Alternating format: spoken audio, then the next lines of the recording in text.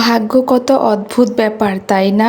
যার নসিবে থাকে তার সুখ শান্তি ভালোবাসা সব দিক দিয়েই থাকে, আর যার থাকে না তার শুধু আল্লাহ ভরসা ছাড়া আর কিছুই বলার থাকে না। আলহামদুলিল্লাহ, আল্লাহ আমাকে সুন্দর একটা ভাগ্য দিয়েছে। দুঃখ কষ্ট সব কিছু মিলিয়ে আমার এই ছোট্ট সংসার। আল্লাহর কাছে হাজার হাজার শুকরিয়া, আমার এই ছোট্ট সংসারে হাসি আনন্দ খুনসুটি সবই আছে। আমাদের এই দুইজনের সংসারে ছোট্ট একটা রাজপুত্র আছে, যার কারণেই আমরা সবসময় হাসি আনন্দে থাকি আলহামদুলিল্লাহ। হ্যালো এভরিওয়ান, আসসালামু আলাইকুম। আশা করি আপনারা সবাই ভালো আছেন। দেখতে দেখতে রমজান মাসের দিনগুলো কেটে যাচ্ছে, আর অল্প কিছুদিন পরে ঈদুল ফিতর। কিভাবে যে দিনগুলো কেটে গেছে বুঝতেই পারিনি।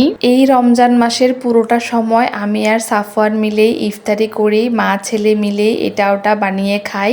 তাই ভাবলাম আজকে অল্প করে একটু জিলাপি বানিয়ে দেই। সাফওয়ান বেশ পছন্দ করে।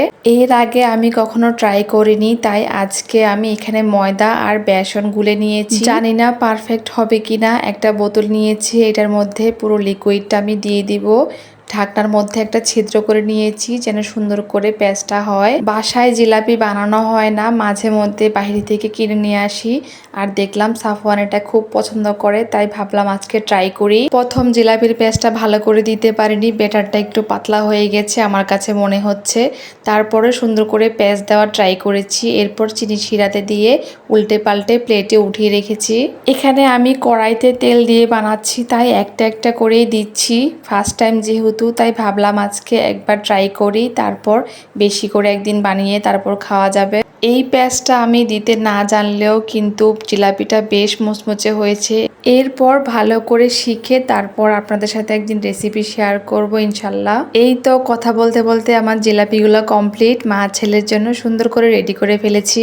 আমার সারা দিনের একাকিত্বের সঙ্গী আমার এই ছোট্ট সাফওয়ান, তাই ওর সাথে আমি সবটুকু সময় কাটাই।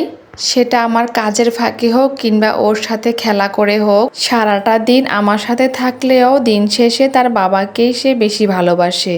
তার বাবা যেহেতু এখন অনেকটা লেট করে বাসায় ফিরছে, তাই সে রাত জেগে থাকে যে বাবার সাথে দেখা করবে, খেলা করবে, তারপর সে ঘুমাবে। তাই আমরা লাইট জ্বালিয়ে যাচ্ছি নিচে গেট খুলতে।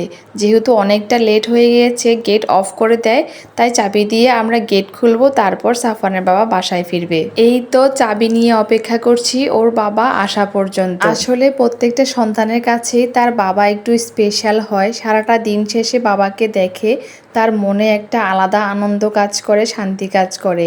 এই ছিল আমাদের আরও একটা সুন্দর দিনের গল্প। আপনাদের কেমন লেগেছে অবশ্যই জানাবেন কমেন্ট করে।